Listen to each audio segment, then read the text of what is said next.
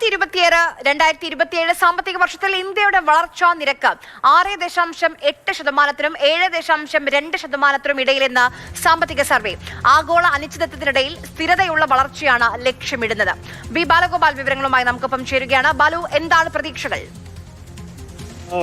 ഞായറാഴ്ച പാർലമെന്റിൽ അവതരിപ്പിക്കുന്ന പൊതു ബഡ്ജറ്റിന് മുന്നോടിയായാണ് ഇന്ന് ധനകാര്യമന്ത്രി നിർമ്മലാ സീതാരാമൻ പാർലമെന്റിൽ ഈ സാമ്പത്തിക സർവേ വച്ചിരിക്കുന്നത്. ഇതിൽ ഏറ്റവും പ്രധാനപ്പെട്ട കാര്യം 2026-27 സാമ്പത്തിക വർഷത്തിൽ ഇന്ത്യയുടെ വളർച്ചാ നിരക്ക് 6.8%-നും 7.2%-നും ഇടയിലാകുമെന്നാണ് ഈ സർവേ റിപ്പോർട്ട് പ്രവചിച്ചിരിക്കുന്നത്.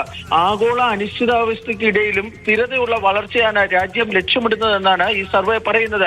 ജാഗ്രത ആവശ്യമാണ്. കാരണം ഈ ആഗോള അനിശ്ചിതാവസ്ഥ നിലനിൽക്കുന്നതിനാൽ തന്നെ ജിയോ പൊളിറ്റിക്കൽ സിറ്റുവേഷൻ വളരെ അസ്ഥിരമായി നിൽക്കുന്ന സാഹചര്യത്തിൽ ജാഗ്രത ആവശ്യമാണ്. പക്ഷേ ഈ ഏതെങ്കിലും തരത്തിലുള്ള ആശങ്ക ആവശ്യമില്ല എന്നും ഈ സാമ്പത്തിക സർവേ റിപ്പോർട്ട് ചൂണ്ടിക്കാണിക്കുകയും ചെയ്യുന്നുണ്ട്.